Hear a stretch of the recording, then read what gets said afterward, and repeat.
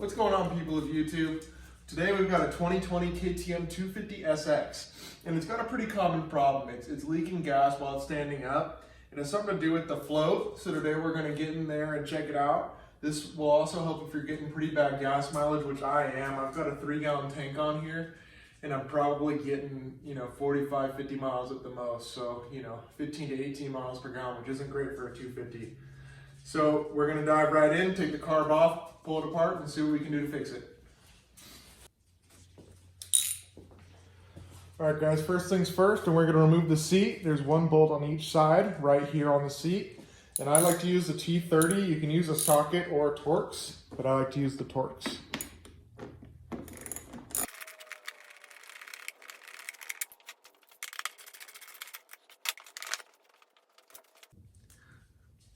All right, guys, next thing we're gonna wanna do is loosen the screws here and here so that we can rotate the carb away from us so that we can get access to the top 2 screws on the carb. So let's go ahead and do that.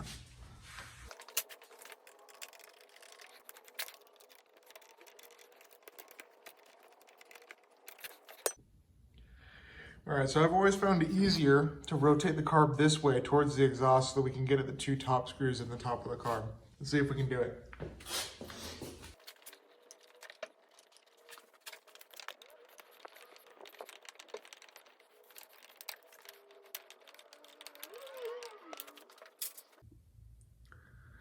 All right, guys, so now that we've got the top cap off, our next step is to pull the carburetor out. One thing to remember is you have to disconnect the fuel line. So we're gonna go ahead and rotate the carburetor back close to normal positioning. And then we're gonna take off this clip and try to pull the carburetor out.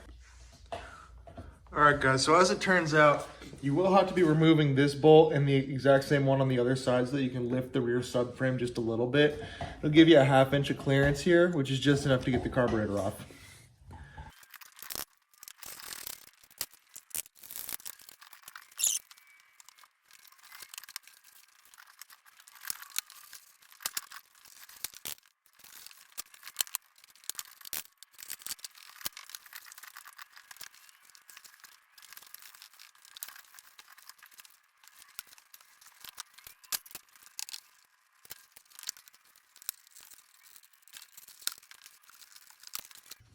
And there you have it.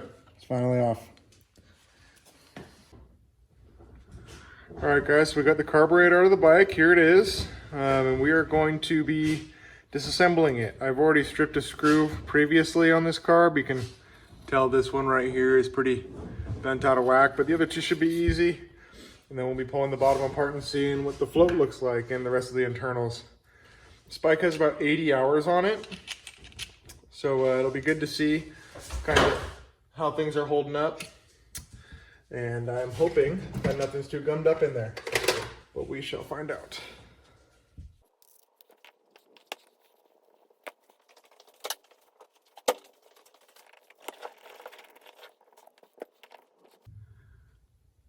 All right, guys, I'll show you a little trick here. These screws on the MIKUNI carburetors are Japanese industrial standard. You can tell by the dot that's on the Phillips. And I bought a couple backups because they are very well known for stripping if you do not use the Japanese industrial standard. So for this one that's stripped, I actually did this a long time ago. I don't know if the screw was filled with mud or what, but anyway, I actually just took a regular cheap kitchen knife, like a really cheap one, and just started grinding away at the middle until I created something big enough to put, let's see if I can get a good photo, yep. To get a good flathead in. You can see I cut all the way across so that you can just put a flathead in there, and it broke loose. So that is one way, without buying extractor tools, to get stripped Phillips out of the MIKUNI. So here we are at the moment of truth. We can take this thing apart. It is super, super clean. So it should not be having issues as far as crud building up in there. I'm still gonna clean it again anyway. I mean, you can see these jets are super, super clean. But it's kind of hard to tell with the camera. But you can kind of tell these floats are a little bit high, right? That's why they have a line in them, because you want to be able to, this is wrong if you hold it upside down, but if you just have it barely rest, it should be a little bit more parallel than that.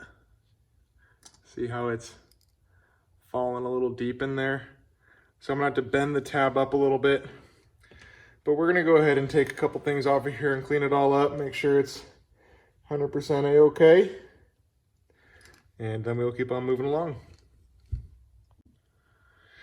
So what I'm going to use to clean this, it's a little bit hard to get carburetor cleaner where I live. Apparently they're going to eco-friendly stuff, so doesn't work as good as the old stuff. But anyway, I've got some contact cleaner here. This is WD-40 brand specialist, quick drying. I mean, it'll do the job. And I'm just going to kind of spray around. I'm even going to get the outside, just make the thing look all nice and, you know, brand new before I put it back on. There's a little bit of whiteness on that shaft, if you can see it. And, you know, there's a little bit of coloration here and there on the jets. So I'm just going to go ahead and just give it an easy spray. And then really the main focus is going to be on this, this float setup. So let's go ahead and start spraying.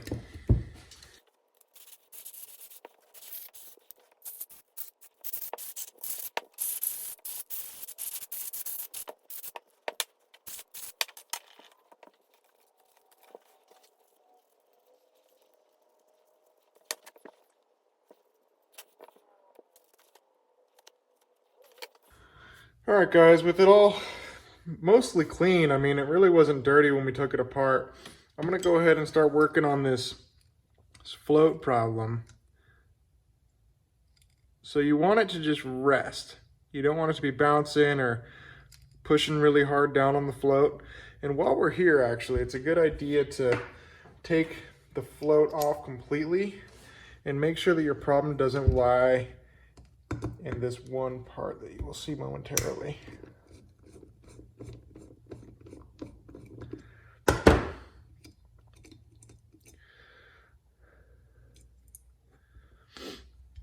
So you take the float out, you have this little, I want to call it like a, it's not a needle, but it looks like a needle. Let's see if we can get that little pointy guy there. If that's dimpled or screwed up in any way, or if inside of this jet, I don't even know if you'd call it a jet, this guy right here, if inside of there's any blockage, that could also be causing your carb to overflow. So looking at mine here, there is nothing in there that would be causing an overflow. It's very clean. I'm sure you can see in there. All right, so now we're gonna put that back together. All it is, it's the exact same way it came off.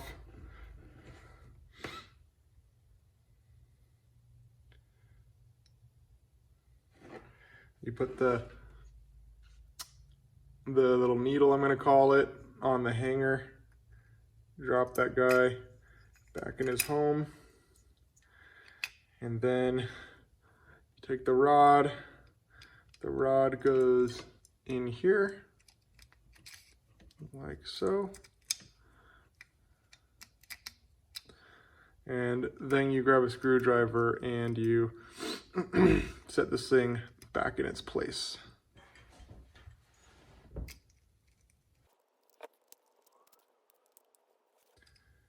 All right, so here we are again with the original issue that I figured it was. We're gonna make sure that these floats get adjusted. And what I mean by that is when these guys recess, you want them to just barely sit, but they should be level with this edge. There's a line on these and you can almost tell when they're level and when they're not. So these are a little bit above level. They're sinking in a little bit more. So what we're gonna do is we're gonna lift this up just a little bit by bending this tab. There's a tab right here. And when you bend that, it moves where these guys sit. So you just take a flathead screwdriver. And if we want them to sit, it's a little bit backwards, but if you want them to sit in the up, a little bit more up, then you want to bend the tab down so that they don't have as much travel. So let's take this guy and get a flathead in there. Kind of hold these floats some way and just bend this tab down. gonna be tough to do on camera.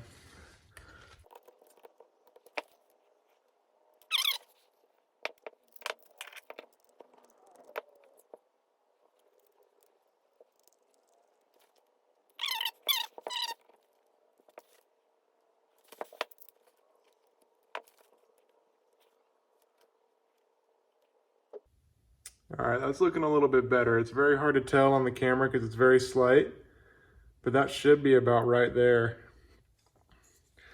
Check it on the other side. There obviously shouldn't be a difference, but yeah, it's looking a lot better than it was. All right, guys, it's the next day, and there's just one last thing that I did that I wanted to show you guys. It's a tip that I got from some other people that are running the stock MIKUNI carburetor, especially when they have long distance races and things. And part of the reason why I started this project is because the gas mileage, and they told me that the MIKUNI will actually leak a little bit of fuel over like whoops and bumps and things. So it's only a little bit, but it adds up over time. But the way to cure that somewhat is to take the I guess you call it the vent for the float, the thing that lets extra fuel out, and loop it just above where the fuel level is, which is kind of where the top of the carb and the bowl meet, and then route it down instead of it just going straight down, so that it won't just be fed by gravity. It would actually have to be tipped over or something else for the fuel to leak. It's a pro tip from some other guys that use these. And then I'll go ahead and get this bike started just to show you guys it still runs really, really good. And that'll be it.